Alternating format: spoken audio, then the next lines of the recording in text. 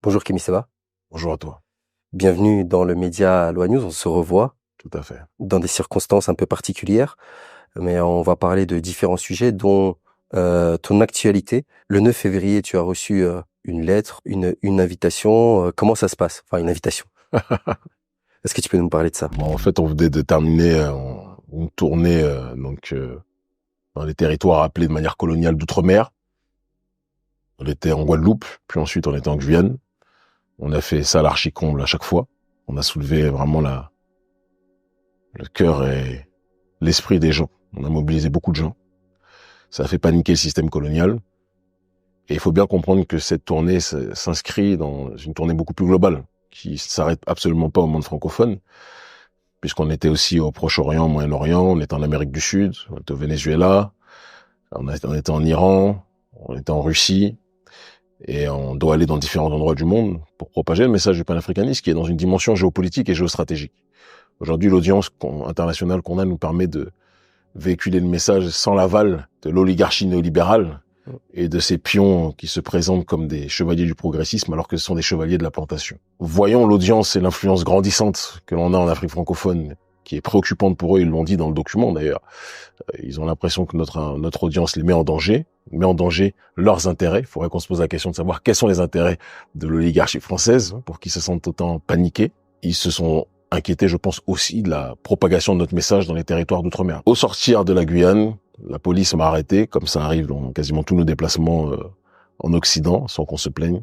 Ils nous ont donné un document, et me stipulant qu'ils voulaient me retirer la nationalité, comme si c'est quelque chose qui allait me faire pleurer. Voilà. Et je pense que c'est ce que je leur ai dit en direct. Je leur ai dit, mais vos services de police sont pas assez outillés pour savoir que 80% de mes voyages dans le monde ne se font pas avec le passeport français, que j'ai le passeport béninois de mon pays, dont je suis fier, béninois et fier de l'être, et que j'ai d'autres aussi outils qui me permettent de passer les ports à d'autres endroits dans le monde. Donc je leur ai dit ça. Ils ont créé leur cinéma en faisant semblant que c'est quelque chose qui me dérangeait, qui me faisait paniquer, alors que j'ai dit sur tous mes réseaux que ça me faisait sourire. Et qu'il y avait quelque chose de jouissif quelque part.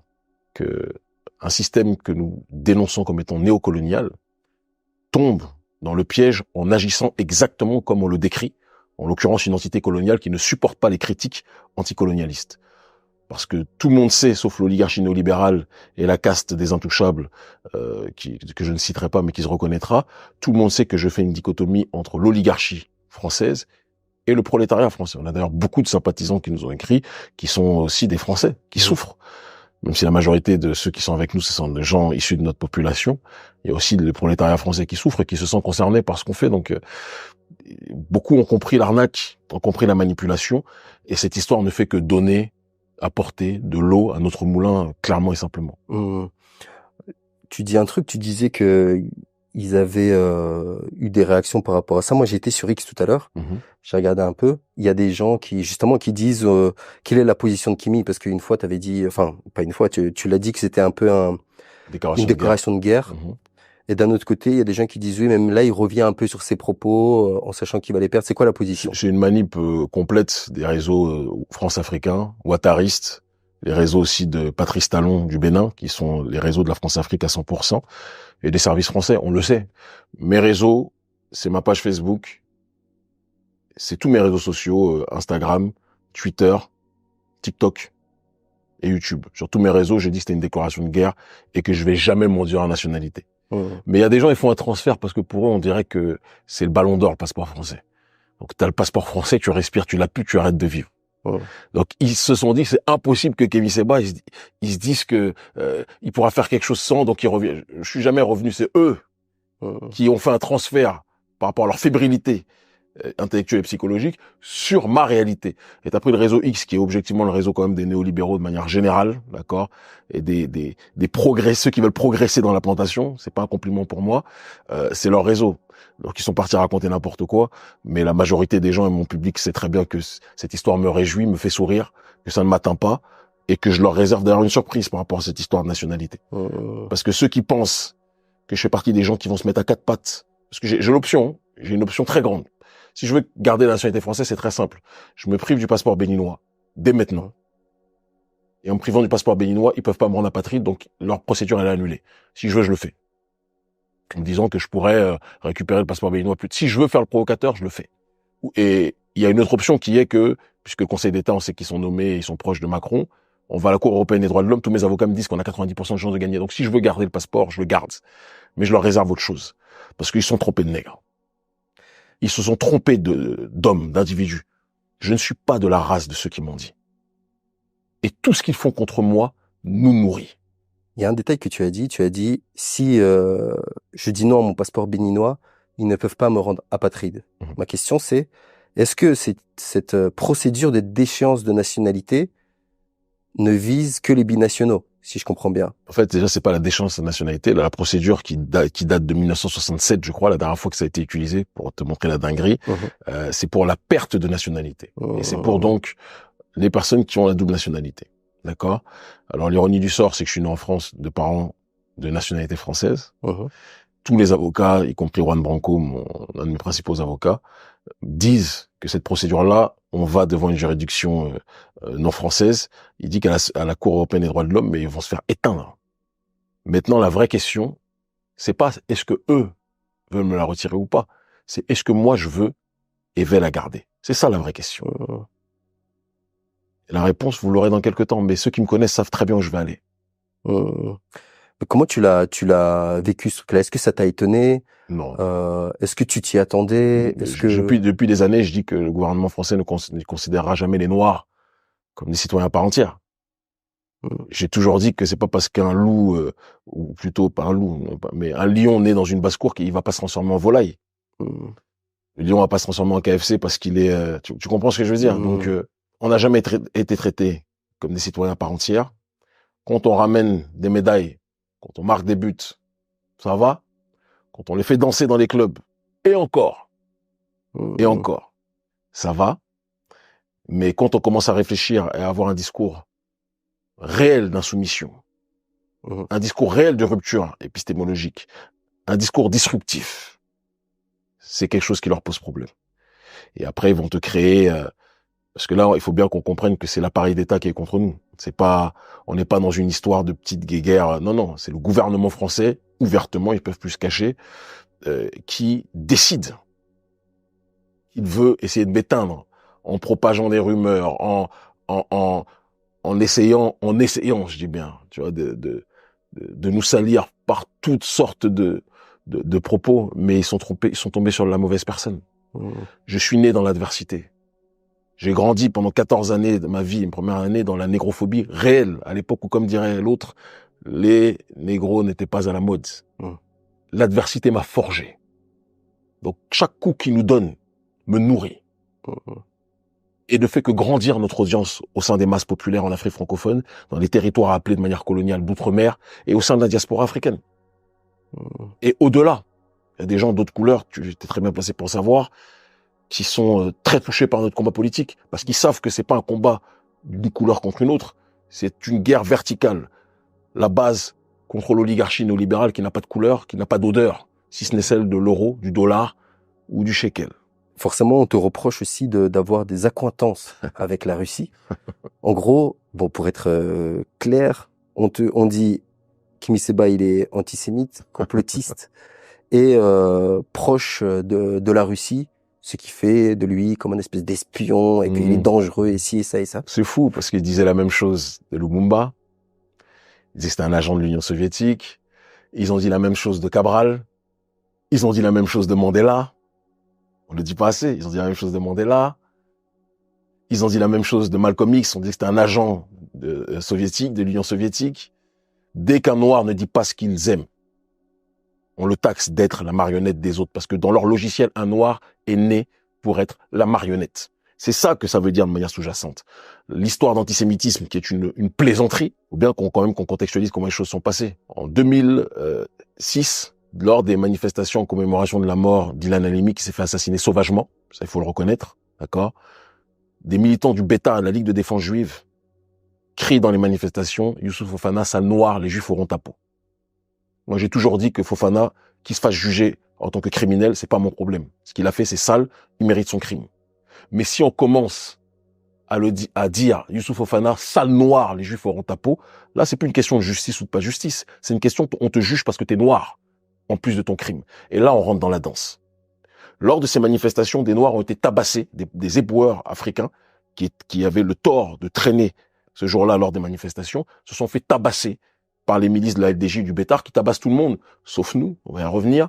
Et les enfants de ces éboueurs-là sont venus nous voir et nous ont dit, nos darons, ils se sont fait massacrer juste parce qu'ils étaient noirs. Le jour de la manifestation commémoration d'Ilan Halimi, la police, tout le monde a vu, personne n'a rien fait. On a dit, si c'est ça, on va aller leur rendre visite. On les a contactés, ils ont traité de sale nègre, tout ce qui s'ensuit, parce qu'ils sont habitués à l'impunité et que tout le monde ait peur d'eux. La LDJ, tu La veux dire. LDJ et le Bétard. On leur a dit, ils nous ont dit, si vous êtes des hommes, venez. On a dit, on est des hommes. Nous, quand on nous invite, on vient. Et donc, on est venu. Quand on est venu dans la rue des Rosiers, on n'avait pas d'armes. Tout le monde le sait. Ils nous ont vus, ils sont rentrés dans leur restaurant à Falafel. La rue s'est ouverte comme la mer Rouge devant Moïse. Gloire à Dieu. Il n'y a pas eu de violence. Il n'y a pas eu de propos antisémites, contrairement à ce qui a été dit. Et c'est pour ça qu'on a été condamné à rien du tout lors de cette descente. Mais la machine médiatique et politique, gérée par les mêmes, s'est abattue sur nous pour nous présenter comme des monstres. Comme des gens qui voulaient un pogrom, alors que nous, on voulait juste de l'autodéfense par rapport à des gens qui avaient tabassé des Noirs. C'est comme ça que ça s'est passé. Et à partir de là, on a été labellisé antisémite, nazi noir, etc. J'ai fait des déclarations par la suite où j'ai dit qu'il faut remettre dans le contexte, qui était très provocatrice. Est-ce qu'à 42 ans, je dirais la même chose que quand j'en avais 24? On peut se poser la question. J'ai dit que la Banque mondiale et le Fonds monétaire international sont tenus par des gens qui ont des positions pro-israéliennes et des gens qui font connaître à l'Afrique, via le FMI, la Banque mondiale et toutes les structures liées aux accords de Bretton Woods, des conditions de vie tellement excrémentielles que comparativement, même le camp de concentration d'Auschwitz, qui est considéré en Occident comme l'enfer sur Terre, peut être considéré comme un paradis. C'était une figure de style provocatrice, violente, mais qui voulait juste attirer l'attention sur les conditions de vie excrémentielles que notre peuple vit sur le continent. J'ai absolument pas dit que j'étais en train de me réjouir du camp de concentration d'Auschwitz ou que ça n'avait pas existé, etc. Mais comme ces gens-là sont des spécialistes pour sortir les mots de leur contexte, on a fait croire autre chose que ce que je disais. Et moi, je ne suis pas le genre de personne qui a dit « Excusez-moi, je veux être mieux compris ». Donc, ils ont raconté leur histoire, on a continué notre chemin, et à leur grand désarroi, on est devenu parmi les voix qui comptent le plus en Afrique francophone aujourd'hui sur le terrain politique et dans les territoires d'outre-mer. Ce sont les faits. Donc je suis pas antisémite, d'accord, qu'on soit très clair, mais je ne m'en dis pas l'amour de qui que ce soit. Et je ne suis pas pro-russe. Maintenant, on est dans une dimension géopolitique. L'oligarchie d'Occident abat tous ceux qui lui résistent. On s'est rapproché de Cuba, le gouvernement français ne dit pas on est des agents pro-cubains. On s'est rapproché de l'Iran, le gouvernement français dit pas on est des agents pro-iraniens. Ça va venir, ça. Ça va venir, ouais. C'est vrai. On s'est rapproché du Venezuela. Le gouvernement français dit pas on est des agents du Venezuela. Mais comme ils sont dans une guerre interethnique entre Russes et Occidentaux, si on a le malheur d'être vu à Moscou, on est considéré comme des agents russes. Et à chaque fois que des Noirs, parce qu'il faut bien rappeler l'histoire, tous les mouvements anticolonialistes, bon nombre d'entre eux se sont alliés à l'Union soviétique. La Russie, c'est pas nouveau, là, le lien qu'on a avec la résistance en Afrique. C'est quelque chose qui existe depuis déjà un certain nombre d'années, depuis très longtemps. Et on est dans un continuum. Mais pourtant, je suis très prudent. Parce que tout en étant dans cette alliance, j'étais invité d'honneur à la Douma. Il y avait des parlementaires, une quarantaine de délégations de parlementaires, de députés africains qui étaient invités avec des députés russes. J'ai parlé et j'ai dit, c'est trouvable sur nos réseaux sociaux, j'ai dit que si les Russes songent un jour à vouloir faire à l'Afrique ce que l'Occident, l'oligarchie occidentale fait, il faut qu'ils sachent qu'ils nous auront sur leur chemin. Parce qu'on peut pas nous acheter. Il peut avoir des alliances logistiques avec les uns, avec les autres, avec Venezuela, avec Cuba, avec l'Iran et tout ce qui s'ensuit, avec la Russie. Vous voulez nous soutenir sur tel projet, vous nous soutenez sur tel projet, on est extrêmement transparent. Mais le jour où vous voulez agir auprès du continent africain, comme la France, comme les puissances occidentales, mais vous nous trouverez sur votre chemin, tout simplement. Donc on est très transparent dessus, et c'est notre transparence qui dérange. Parce que c'est difficilement manipulable. Procédure de perte de nationalité que tu es en train de vivre en ce moment, elle arrive dans une séquence assez particulière quand même, je trouve, en France. Est-ce que ton histoire, elle se résume à ton histoire, ou est-ce qu'elle s'inscrit dans une espèce de séquence particulière? On est dans un cadre géopolitique historique, très clairement. Hier, c'était la guerre de l'Ouest contre l'Est. Aujourd'hui, c'est la guerre de l'oligarchie de l'Ouest contre le reste. C'est aussi simple que ça. On a été parmi les invités d'honneur en tant que structure observatrice sur l'Agence panafricaniste au sommet des BRICS, à Johannesburg l'année dernière. On s'est un peu moqué de Macron qui voulait venir et qui a été interdit, comme quoi tout le monde n'est pas autorisé à rentrer aux mêmes endroits. Et il y avait le monde entier qui était réuni là-bas. Mais l'Occident n'y était pas. Et il faut bien comprendre que l'arrogance occidentale fatigue beaucoup de gens aux quatre coins du monde. Beaucoup de gens. Beaucoup de gens. Les 3/4 de l'humanité sont fatigués de la manière dont l'Occident se comporte. Et ça va aller de plus en plus vers cette multipolarité. L'Occident a dominé pendant un temps, c'est l'heure de la fin de la récré. Et ça va libérer beaucoup de gens, y compris le prolétariat occidental lui-même. Je le crois profondément. Il y a aussi quelque chose que j'ai remarqué sur ton cas, c'est que il y a des gens, disons de gauche, qui luttent contre une espèce d'oligarchie ou en tout cas promeuvent. Ils luttent contre le racisme. Oui, l'intersectionnalité, etc. Ouais. Et quand je t'ai interviewé, par exemple, justement, dans le rap aujourd'hui, il y a beaucoup d'activistes qui commencent à parler de ça dans le rap. Ouais. Donc du coup, moi, on m'a vu un peu comme le monstre qui a interviewé Dieudonné, Cro-Blanc, Kémy Séba. J'en ai fait d'autres, j'en ai fait plein d'autres. Plein d'autres qui correspondent à leur vision de pensée, etc. Mais que c'est catégorique, que Kémy Séba, c'est non, quoi. C'est OK, il est là pour la cause des Noirs, mais il est le miroir de l'extrême droite occidentale. Oui. Mais qui dit ça? Il faut se poser la question. Je sais que tu vas pas citer de nom. Moi, je vois de qui tu parles. Des gens qui voient le hip-hop comme une plantation, qui ne sont pas issus de notre souffrance, parce qu'on va se parler clairement, qui se prennent pour des philosophes du rap, et qui n'aiment pas quand les Noirs parlent, et je sais que tu sais de quoi je parle, de qui je parle, et qui n'aiment pas quand les Noirs parlent d'autodétermination. Ils aiment quand les Noirs parlent de brassage culturel, parlent de s'ouvrir au monde, parlent de lutter contre le racisme. Tu as parlé de la gauche tout à l'heure. On vit dans un système où, que ce soit les abrutis d'extrême droite, CF Rassemblement National, ou les Émoriens, ou la gauche, extrême gauche, ce sont les deux facettes d'un même système qui contribue à nourrir l'oligarchie qu'ils prétendent combattre. Moi, je suis ni de l'un ni de l'autre. Je suis un panafricaniste. Et si on a l'audience majeure qu'on a aujourd'hui en Afrique francophone et dans les territoires d'outre-mer et dans la diaspora, c'est parce que ce qui nous préoccupe, c'est le sort de nos populations et on ne lèche les mains de personne. Cette personne-là, elle est représentative de hip-hop sur quoi? Les gens sont très arrogants parce que ce sont des gens qui pensent vraiment que le hip-hop, c'est leur plantation. Mais il faut qu'ils sachent qu'ils nous auront sur leur chemin. Et tous les rappeurs qu'ils idolâtrent, ils ne savent pas que ces rappeurs-là en DM, ils viennent remplir nos DM en disant on est avec toi, on peut pas le dire publiquement, mais si on peut te soutenir financièrement ton ONG, etc., on le fait. Ils le savent pas, ça. Il y en a quelques courageux comme Gazo, Freeze ou autres qui vont parler, mais s'ils savaient le nombre de gens dont ils vont chercher des autographes qui courent après nous, ils seraient très choqués. Gazo, par exemple, il se cache pas du tout d'être mon frangin, d'être affilié à toi. Qu'est-ce que lui dit? Est-ce que le système lui a dit, enfin, bien sûr que le système essaie de lui dire, mais tu sais, la nouvelle génération, là, c'est pas l'ancienne. Dans l'ancienne, il y avait des gens très courageux, que j'aime profondément, des aînés qui, même ils savent, d'ailleurs, qui sont beaucoup avec nous. Mais la nouvelle génération, là, ils en ont rien à faire des histoires de oui, tu es ceci, tu es ce. Ils en ont rien à faire. La nouvelle génération, elle est interconnectée, elle voyage en Afrique, elle voit à quel point on est porté en Afrique. Ils vont renier ça alors qu'ils savent que leurs cousins, leurs frères, etc. et tout nous portent. Gazo, c'est mon frangin. Au moment où il était dans sa promo pour son album, il a mis nos photos sur son profil d'Instagram pendant des mois. Les gens ont dit, qu'est-ce que tu... Il a dit, il y a quoi? Et moi, j'ai beaucoup de respect pour des petits frères comme ça. Et tout mon amour pour lui, pour toute l'équipe, et pour d'autres aussi. Là, je les laisse parler eux-mêmes, parce que si je les cite trop tôt, je peux peut-être leur créer des problèmes. Mais ils sont très nombreux. Il a appelé son projet KMT, Kemet, pardon. Vous avez pu discuter de ça? Tu penses quoi? Est-ce qu'il y a un truc Non, mais de toute évidence, il m'a pas demandé l'autorisation pour faire son projet. Ça, c'est sa liberté artistique. Ça sort pas de nulle part. Il y a un écosystème, il y a un environnement. Il y a des livres. Les gens croient que Gazo, c'est juste un gars qui fume, un gars qui est là pour l'ego, etc. Méfiez-vous. Les apparences sont souvent trompeuses. Et moi, je préfère des Gazos que des gens qui font les rappeurs conscients, mais qui quand la foudre du système s'abat, on les voit pas. Moi, je préfère des gens comme Gazo. Je préfère des gens comme Gazo en apparence nonchalants, en apparence ils s'en foutent de tout, en apparence ils sont beaucoup plus politisés que les rappeurs conscients qui sont dans les causes que le système attend qu'ils dirigent ou qu'ils accompagnent. Moi, les histoires d'antiracisme, on parlait de Aya Nakamura. Aya, j'aime beaucoup la sœur. J'écoute pas sa musique, si je dis que j'écoute, je mentir. J'écoute pas non pas parce que sa musique n'est pas bonne ou pas.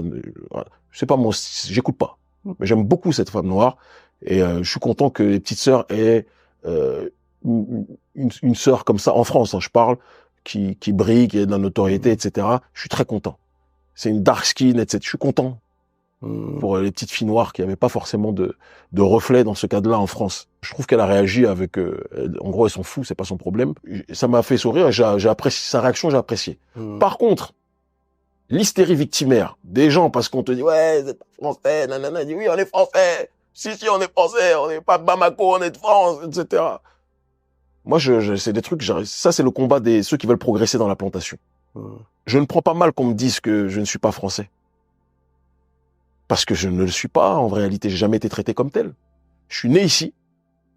J'ai grandi ici. J'ai connu la négrophobie ici.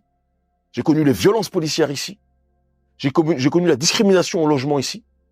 Le message est très clair, quand même. Donc, moi, c'est pas un drame qu'on me considère pas comme français. Par contre, si tu me manques de respect, tu vas me trouver. Et j'ai beaucoup aimé la réaction d'Aya. J'ai beaucoup moins aimé la réaction victimaire de ceux qui veulent progresser dans la plantation, les progressistes.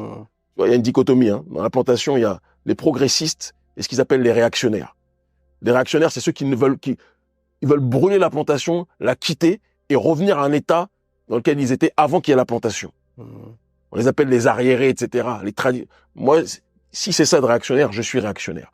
Moi, je ne vis pas pour la Tour Eiffel. Et je vous le dis, votre histoire de déchéance de nationalité ou de perte de nationalité, ça fait pleurer d'autres, ça nous fait pas pleurer nous. Je m'en fous de ça. C'est marrant ce que tu dis, parce que tu sais que le progressisme, il est à fond dans le rap, là. Mais ils ont incarcéré le rap. Mais le problème, c'est que les Noirs progressistes, ils sont dans une logique de progresser dans le système de la plantation. Avoir plus de visibilité dans les médias de la plantation. Avoir plus de visibilité dans les espaces publics de la plantation.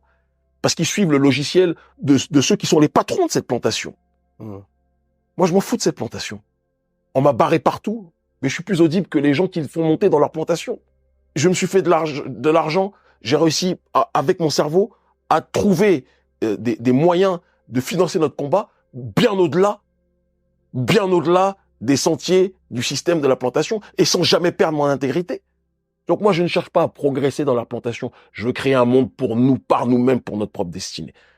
Et c'est ça le plus dangereux. Sur une plantation, celui qui n'a rien à perdre dans le système colonial, ce qui est exactement ce dont on vit, est le plus dangereux pour les garants du système. Moi, je n'ai rien à perdre. Ils ont sorti l'histoire du passeport, ils croyaient qu'ils allaient m'éteindre. Quand ils m'ont donné ça en Guyane, j'ai reçu le truc, j'ai rigolé, je dis, mais, vous savez, ça, c'est une décoration pour moi. Un des flics, il était choqué, comme ça, un garçon collègue, il dit, mais ça, vous croyez que ça va nuire à qui? Vous croyez que ça va nuire à qui? Vous croyez qu'on est... Cette histoire-là, c'est un signal que j'envoie aussi en réagissant de cette façon. Pour une minorité des nôtres, parce que contrairement à ce que le gnome de Zemmour raconte, ce n'est pas la majorité qui quitte l'Afrique pour l'Europe. 3/4 des migrations africaines sont internes à l'Afrique. On le dit jamais assez, parce que les gens qui parlent, généralement, ne maîtrisent rien en démographie ou en politique ou en économie sur le continent africain. Les 3/4 des migrations africaines sont intra-africaines. Les gens préfèrent migrer à l'intérieur du continent. 1/4 maintenant sort du continent. Et dans ce 1/4, une partie va en Europe, une partie va dans le Moyen-Orient, une partie va en Asie, une partie va en Amérique. Il y a des gens parmi cette minorité des migrants qui vont en Occident, qui meurent dans la mer. Je m'adresse à eux aussi, en vous disant qu'il y a une vie en dehors du passeport, qu'il y a une vie en dehors de l'Occident. Je pourrais me battre pour garder ce passeport. Et tous mes avocats, Juan Branco, docteur en droit, le dit lui-même, que si on fait le recours, etc., on va les éteindre. Moi, je vous dis très clairement, je ne vais pas me battre pour garder ce passeport et je leur réserve une surprise. Parce que je ne suis pas le noir qu'ils veulent que je sois. Je serai le noir que je dois être. Et je me bats pour mes ancêtres, pour honorer mes ancêtres méritants, pas mes ancêtres méritants. Et je me bats surtout au-dessus de tout par l'amour de Dieu Tout-Puissant, l'unique, qui n'engendre pas, qui n'a pas été engendré. Comprenne qui devra. Personnellement aussi, j'ai eu l'occasion de discuter avec différentes personnes. Beaucoup de gens me disent que c'est pas non pertinent d'interviewer Kémy Séba, de donner la parole un petit peu à différentes visions, etc. Mais publiquement. Mais parce que le hip-hop est tenu par des gens précis. C'est tenu par des gens. Et c'est pas être anti, je ne sais pas trop quoi, que de dire que c'est tenu par des gens. Et ces gens-là, qui par contre sont très friands pour génocider des gens à différents endroits dans le monde. Quand le peuple prend ses responsabilités, décide de s'organiser, sans leur aval, ils se sentent stressés. Alors ils vont tolérer la gauche, Rokhaya Diallo. Ils vont tolérer la gauche. Il y avait un média là comment ça s'appelle? Un mec qui s'appelle Théophile. C'est quoi son nom? Mkwamono, je sais pas comment il s'appelle. Mkwamono. Des gens qui ne nous aiment pas parce qu'ils sont frustrés de l'audience politique que l'on a. Ils ne nous aiment pas. C'est des gens qui sont complètement dans la matrice, qui ne dérangent personne. Personne. Qui ne connaîtront jamais le millième de la persécution politique que nous connaissons. D'accord? Qui n'auront jamais les sacrifices que nous avons. Mais qui souffrent parce que la portée que l'on a au sein des masses en Afrique ou dans la diaspora, c'est quelque chose qu'ils auraient rêvé d'avoir, qu'ils n'ont pas. C'est ces gens-là que l'oligarchie aime. C'est ces gens-là que les chefs de la plantation néocoloniale aiment.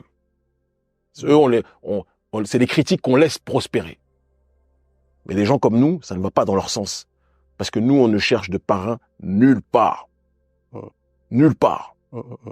Ils ont dit, hey, Camille, tu dis ça, mais t'as travaillé avec Prigozhin, avec le Hezbollah. Ouais. Mais ça s'associe avec des structures sur des projets précis. Ça veut dire toujours être dans une démarche, d'être dans le cadre d'avoir des parrains. Moi, je connais peu de gens qui sont capables de parler à leurs parrains comme moi, je leur parle. Il faut bien cogiter dessus. Nous sommes des noirs, hommes noirs et femmes noires libres. Nous disons ce que nous pensons, ce en quoi nous croyons. On s'associe à des gens de toutes couleurs. Hier, ils disaient qu'on était anti-blanc. Ça marche plus, ce truc-là, parce qu'il n'y a pas plus blanc que les Russes.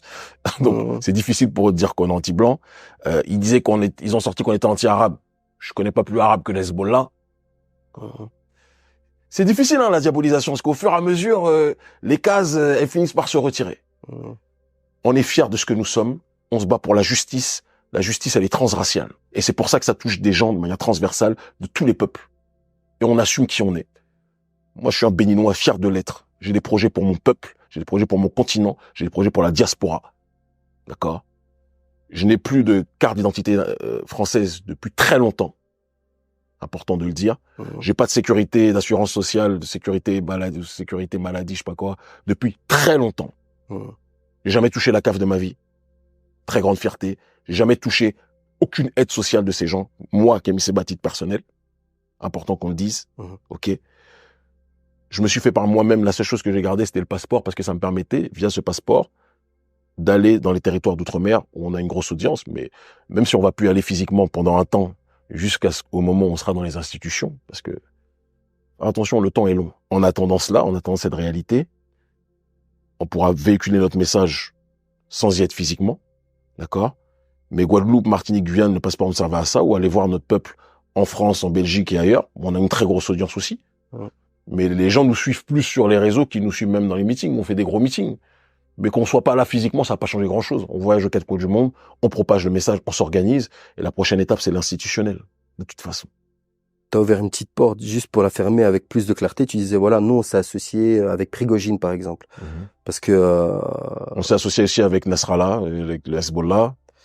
C'est dans quelle mesure? Enfin... L'ennemi de mon ennemi peut être ponctuellement mon ami.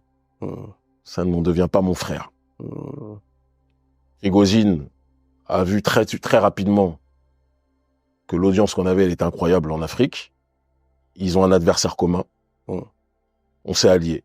L'Iran a vu très rapidement qu'aujourd'hui, dans le monde, en Afrique de l'Ouest, je suis l'une des voix les plus audibles.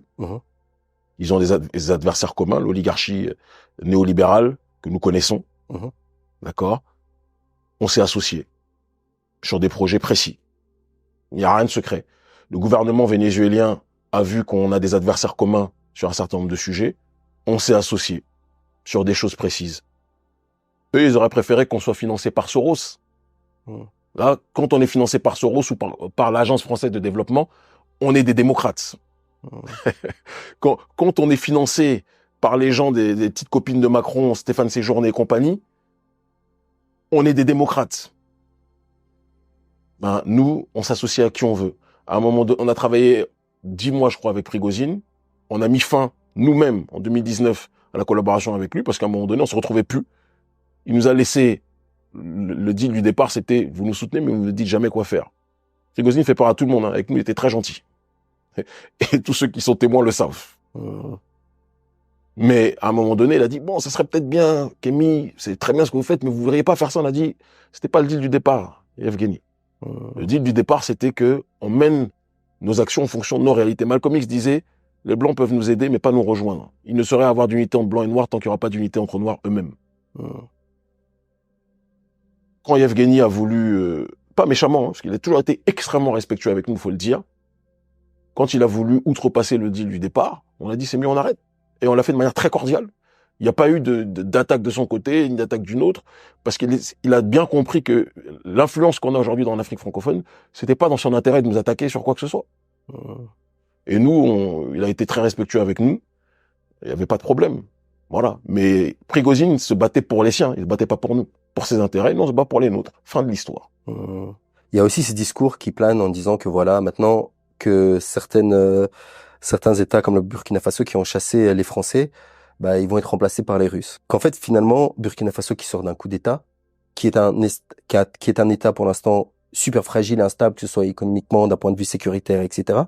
Donc quand ils commencent à gérer des partenariats avec les Russes, leur force de négociation est faible parce que ils sont dans un État instable et ils ont besoin de sécurité, par exemple, à court terme pour essayer de stabiliser cet État, de le relancer, etc. Donc la négociation qu'ils vont avoir avec les Russes ou avec des Chinois ou avec des États tiers et tout, c'est une négociation où ils pourront pas avoir des rendements égalitaires. Donc quelque part, les Russes savent bien ça aussi, donc ils vont arriver et imposer quelque part des conditions que les autres ne pourront pas refuser au vu de cette situation instable. Tu connais un peu Ibrahim Traoré, président du Burkina? Moi personnellement, j'ai regardé ses sorties. T'as l'impression que mon frère, que ce frère-là, c'est quelqu'un qui peut se laisser balader par la Russie? Moi, je vais te parler de ce que je connais, parce que eux parlent, les Russes, et surtout dans les accords entre la Russie et l'Afrique, ou les autres pays et l'Afrique, on est en plein dedans. Je rentre pas dans les détails, mais on est en plein dedans. Ouais. Donc, ces dossiers-là, qu'ils voient de loin, on les voit de près. La première chose, c'est que le Burkina Faso n'a pas attendu la Russie, ni Wagner, pour engager des volontaires civils pour se défendre face aux terroristes, qui sont des créations de l'oligarchie occidentale. C'est important qu'on le dise. Les Russes, c'est très récent, très récent. À la base, ce sont des volontaires civils, parmi lesquels il y a aussi de nombreux de nos militants d'urgence panafricaniste. C'est important qu'on le rappelle. Donc leur histoire, de dire que le Burkina ne sera pas en phase pour... Il y a la dimension matérielle très occidentale, et puis il y a la réalité des principes sur le continent africain. Des pays comme le Burkina, le Niger, le Mali, je suis très proche du président du Niger, le général Tiani. Je connais très bien Assimi Goïta. Le frère Ibrahim Traoré, par la grâce de Dieu, on le voit le mois prochain normalement, en tête à tête. Ces frères-là, ce sont des gens à qui la Russie ne peut pas imposer quoi que ce soit. Je vais te donner une petite confidence. Les États-Unis ont proposé des sommes astronomiques à ces trois pays. Pour que ces trois pays, après avoir chassé la France, comme quoi la France, elle croit qu'elle a des amis, elle n'a pas d'amis non plus, le gouvernement français. Pendant qu'elle se faisait kicker, les États-Unis sont venus et ont proposé des ponts d'or aux dirigeants pour qu'ils se rapprochent du gouvernement américain. Ils n'ont pas dit à bas les États-Unis, ça s'est pas passé comme ça. Mais en fait, tout était fait pour qu'ils ne rapprochent pas des Russies, etc. Ils ont fait ce qu'ils ont à faire en ayant beaucoup de moins que ce qu'ils auraient pu avoir avec les États-Unis. Donc c'est pas cet aspect-là, là, en disant que c'est l'argent qui va commander, c'est pas vrai. Si on suit cette logique, c'est comme dire que nous, parce qu'on a eu des soutiens logistiques de l'Iran, du Venezuela, de Cuba, de la Russie, ça veut dire qu'on est dépendant d'eux. Mais pourtant, c'était vu en mondiovision, dans tous ces sommets partout où je vais, je dis la même chose. Je dis, si vous nous manquez de respect, on vous combattra. Et c'est suivi par des millions de gens. Donc cette histoire-là qui consiste toujours à inférioriser l'homme noir en pensant, je dis pas que c'est ton cas, mais c'est une pensée générale, qui consiste à croire que parce qu'on deal avec des gens qui ont beaucoup plus de moyens, cela signifie qu'on est dépendant de leur réalité et de leurs désirs, c'est très mal nous connaître. Si j'avais continué à travailler avec Yevgeny Prigozhin et qu'on avait accepté des choses qui ont pourtant fait qu'on s'est séparés, on serait très très très riche aujourd'hui. J'ai refusé ça. Je sais pourquoi je l'ai refusé. Donc leur histoire ne tient pas. Nous sommes libres. Je rappelle que j'ai un exemple qui me vient en tête immédiatement. Quand il y a eu la guerre du Vietnam, le Vietnam était un des pays les plus pauvres de la planète. Les États-Unis étaient la puissance la plus riche. Les États-Unis et les Américains se sont fait détruire par les Viet Cong. les Vietnamiens.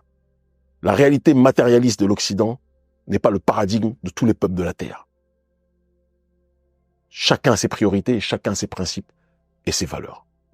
Par rapport à justement ce qui se passe là actuellement, que ce soit en Palestine ou la guerre en Ukraine, on voit bien que finalement il y a beaucoup d'alliances qui se font que ce soit au niveau de l'Occident par rapport à l'Ukraine, par rapport à Israël aussi. Est-ce que il y a un intérêt pour les États africains à se positionner par rapport à ces conflits? Ouais, je vais te dire très clairement, qu'on veuille ou pas se positionner, le monde est en train de changer. Il y avait l'unipolarité, il y a aujourd'hui la multipolarité qui est en train d'émerger, et tu es obligé de tenir compte de ces réalités. Et tenir compte de ces réalités, mon frère, c'est comprendre que il y a un spectre de l'impérialisme occidental qui se propage partout. Ce qui se passe dans la guerre israélo-palestinienne, c'est l'impérialisme occidental qui est en train d'agir. C'est l'oligarchie occidentale, c'est toujours elle qui est là, qui est en train d'agir. Des pays qui soutiennent Israël dans son génocide vis-à-vis des Palestiniens, c'est qui? C'est les nations occidentales, en priorité, pas que, mais en majorité. Et ce qui se passe dans la guerre, non pas entre l'Ukraine et la Russie, mais entre l'OTAN et la Russie, parce qu'il faut qu'on emploie les vrais termes. C'est qui est contre la Russie? C'est qui donne des sommes astronomiques, les mêmes qui disent qu'ils pouvaient pas nous aider en Afrique à lutter contre le terrorisme qu'ils ont généré, envoient des sommes astronomiques à l'Ukraine. Donc c'est mieux d'être un Ukrainien que d'être un Malien, ou un Burkinabé, ou un Nigérien. Ils ont détruit la Libye, ils ont fait assassiner Kadhafi, guerre encore une fois occidentale, et quand le pays est détruit, que les hordes de terroristes sont lâchés, qu'est-ce qui se passe? Ils disent ils ont pas de quoi nous aider. Et les mêmes qui vous disent qu'ils n'ont pas de quoi nous aider sont ceux qui sont en train de diffuser et d'envoyer des sommes astronomiques à leurs marionnettes, ex-youtubeur qui est devenu président de l'Ukraine, Zelensky.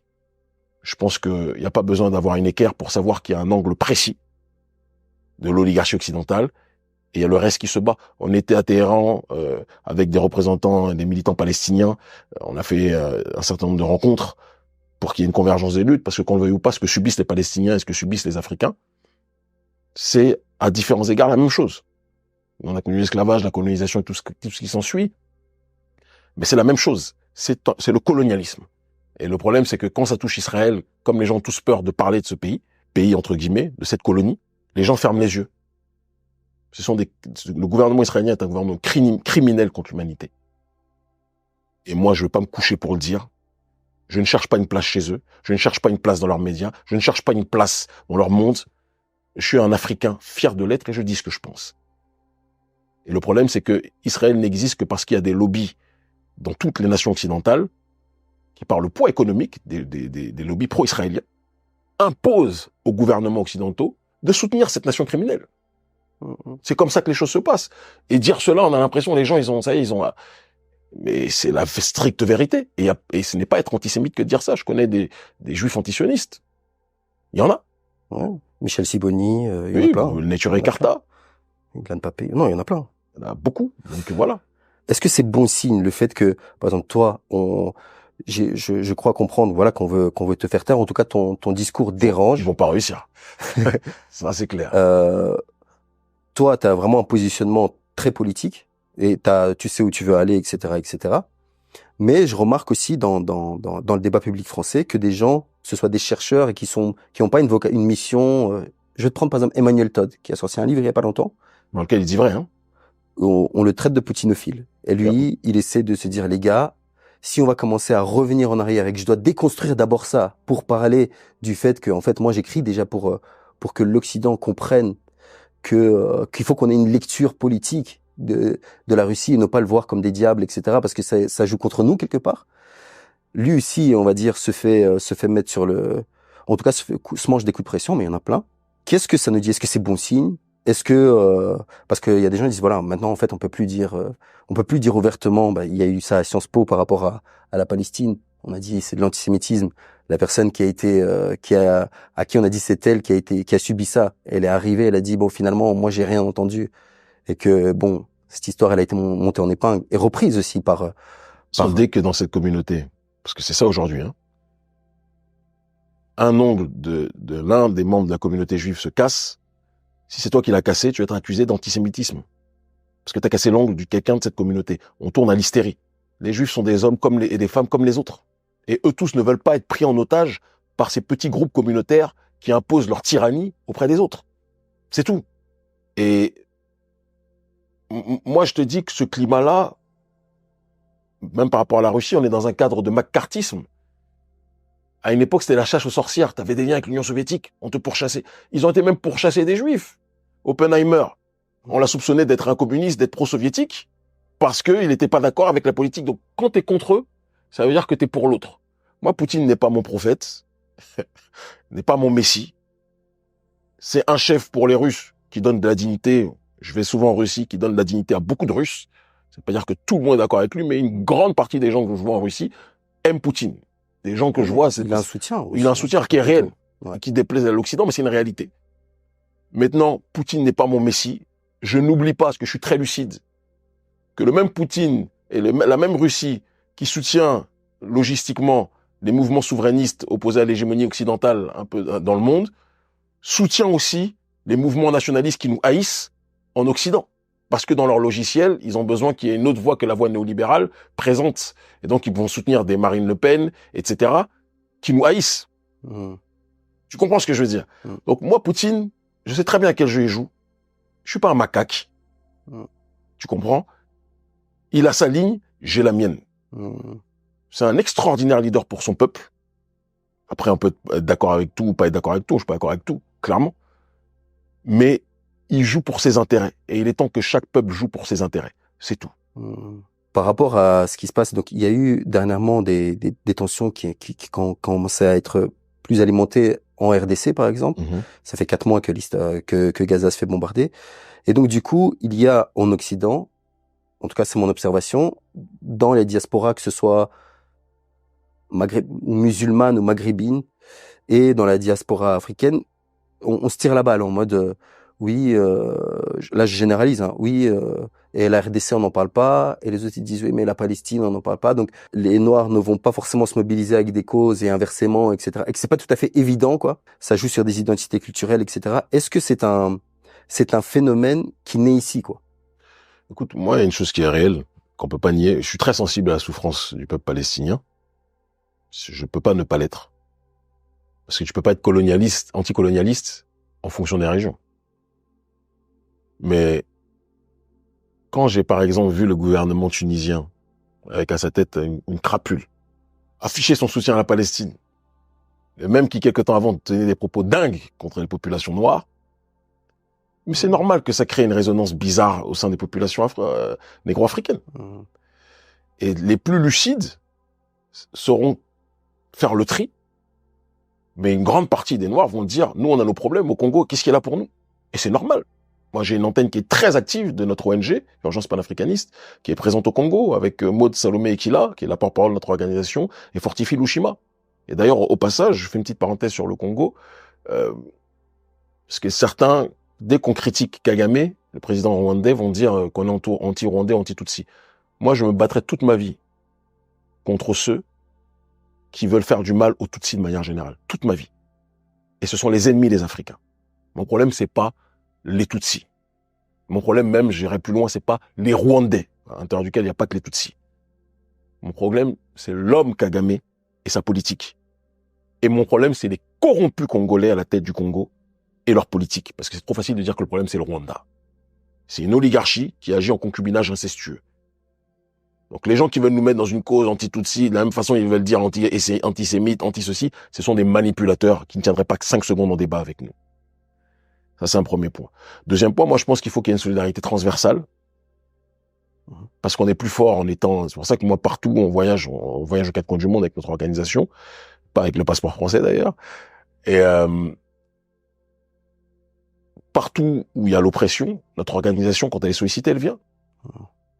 Tu m'as vu à Téhéran, en audiovision, devant tous les médias du Sud global. On était là, on a dit les choses. Et on continuera à les dire. Quand on est invité par le Hezbollah pour parler d'un certain nombre de sujets liés justement à l'oppression, on le dit, en disant que, mais il faut bien aussi que le Hezbollah se mémorise, se rappelle la souffrance et l'oppression qu'il y a vis-à-vis de notre peuple en Afrique et ailleurs. Oppression à laquelle parfois certains Libanais participent par arrogance et insolence sur le continent africain, parce qu'il faut aussi qu'on le dise. Aucun tabou. Donc, nous, on est très clair, on est honnête avec nous-mêmes. C'est difficile d'attaquer des gens quand ces gens-là sont honnêtes avec eux-mêmes. Il y a toutes sortes de manipulations, de raccourcis qui sont faits à notre sujet. Mais si on touche autant de gens, c'est parce que les gens aujourd'hui, ils ont appris à creuser. Et c'est quoi le conseil que tu donnerais justement à un internaute ou une personne, un citoyen tout simplement, pour éviter les pièges qui nous empêchent finalement de penser? Tu vois, les histoires de Kémy Séba antisémite ou un tel antisémite. Il y a par exemple quelqu'un aussi, il y a une autre personne, on disait ça d'elle, et franchement, ça m'a pris 3-4 ans avant d'arriver jusqu'à ses œuvres. Par ce truc-là, tu vois. Donc, mentalement, j'avais... C'est très occidental, ça. Hein. Parce que ailleurs dans le monde, Amérique du Sud, Afrique, Asie, Europe de l'Est, les gens n'ont rien à faire de ça. Ils n'en ont strictement rien à faire. C'est un sida médiatique qu'on te donne en Occident. Ailleurs, ça n'a aucun effet. Ils ont beau raconter, ils ont beau trafiquer, parce que tout le monde sait que ce sont les services de renseignement qui, comme le dit Juan Branco, mon ami Juan Branco, trafiquent les fiches Wikipédia de toutes les personnes subversives. Donc tout est calibré par des agences de communication payées par les gouvernements pour que dès que quelqu'un critique un gouvernement, on salisse sa fiche Wikipédia. Tout le monde sait que aujourd'hui, quand on dit de quelqu'un qu'il est antisémite, les 3/4 du temps, pas toujours, parce qu'il y a des vraies personnes qui sont des vrais reclus, qui n'aiment pas les juifs, etc., et tout ce qui s'ensuit, mais très souvent, c'est un sida médiatique qu'on te donne pour pas parler avec toi. Mais ça ne marche plus. Parce qu'à la même période où on donne ce sida médiatique-là, quand on voit ce que le gouvernement israélien fait vis-à-vis de la Palestine, mais cette étiquette-là, ça peut plus marcher. Même des gens qui me paraissent complètement dans le système, comme la France Insoumise, aujourd'hui sont taxés d'antisémites. Pourtant, il n'y a pas plus dans le système pour moi que la France Insoumise. Si, il y a le Rassemblement National qui est encore plus dans le système, d'ailleurs. Mais c'est autre chose. Et l'autre clown de Zemmour. Mais ils sont tous dans le système pour moi. C'est quoi le conseil que tu donnerais à quelqu'un pour éviter creuser tous ces trucs-là? Que quand on diabolise quelqu'un, tend l'oreille. Moi, j'ai toujours eu cet instinct depuis que je suis petit. Hein. Dès qu'on parlait trop mal de quelqu'un, c'est peut-être l'expérience du noir qui se fait discriminer, qui se fait traiter de sale singe depuis qu'il est enfant, dans les petites bourgades où les noirs n'étaient pas à la mode. Mais dès qu'on parlait mal de quelqu'un, je disais, pourquoi ils mettent tant d'énergie pour parler mal de cette personne? Et tu creuses. Tu te rends compte que tout ce qu'on a dit sur la personne, mais c'est le contraire qui fait. C'est pas toujours le cas, mais c'est souvent le cas. Et aujourd'hui, on a à l'ère de la communication globale. Les médias mainstream n'ont plus de force. C'est pour ça que tes journalistes hip-hop la pleurent. Parce qu'à l'époque, c'est eux qui avaient le monopole pour dire ça, tu peux écouter, ça, tu peux pas écouter, comme à l'époque de la colonisation, du système de plantation. Là, ça peut plus marcher. Là, aujourd'hui, les gens tendent l'oreille sur ce qui les intéresse. Et ce qui les intéresse, visiblement, c'est pas les gens du système. C'est les gens qui combattent le système. Parce que être heureux dans un système malade, c'est être en très mauvaise santé. Est-ce que tu as quelque chose à rajouter? Je dirais que on a une période historique, une période de croisement où les peuples doivent plus que jamais se prendre en charge, se donner la main si c'est possible. Si c'est pas possible, on va pas mourir. Mais n'oublions pas qu'on a un ennemi commun. Une élite qui est de toutes les couleurs, de toutes les religions, mais qui a une seule orientation, le profit au détriment de la population. Et nous, ce qui nous intéresse, c'est la solidarité, c'est la justice sociale. Je suis pas un communiste en tant que tel, pour la simple raison que moi j'ai une foi profonde en l'immatériel, et je pense que c'est l'immatériel qui donne le matériel. C'est ce qui me différencie des communistes qui ont une lecture pour moi stricte, au sens matérialiste du terme. Mais ce qui est sûr, c'est que je suis pas capitaliste, et je ne le serai jamais. Que la chosification de l'homme par l'homme, c'est la matrice quelque part du système esclavagiste, et que notre peuple a bien expérimenté cela. J'ai des gens que j'aime et que j'admire profondément qui sont de toutes couleurs. Moi, j'admire profondément des gens en Iran, j'admire profondément Nasrallah, je le respecte. Les gens vont dire c'est un terroriste, je le respecte. Maduro ou Chavez, paix à son âme, je les respecte. Poutine, même si je suis pas d'accord avec tout ce qu'il dit, mais c'est un leader qui tient tête, je le respecte. Des gens de toutes les couleurs, j'ai pas de problème. Mais je me bats pour les miens. Et là, il y a 14 ans, quand on quittait la France, les gens disaient qu'on réussirait rien. Aujourd'hui, maintenant, ils s'inquiètent qu'on soit suivi autant par la masse en Afrique francophone dans la diaspora.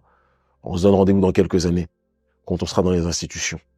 Parce que le gouvernement français qui pense que cette histoire de déchéance, de retrait de nationalité, c'est quelque chose qui va nous nuire. Et je vous dis, c'est nous qui allons décider ce qu'on va faire. Et je sais déjà ce qu'on va faire. On leur prépare une surprise. Mais on reviendra à un autre niveau, peut-être au niveau institutionnel, et comme on le fait tous les jours, on ne cessera pas de dire la vérité par rapport à l'arrogance néocoloniale de l'oligarchie française.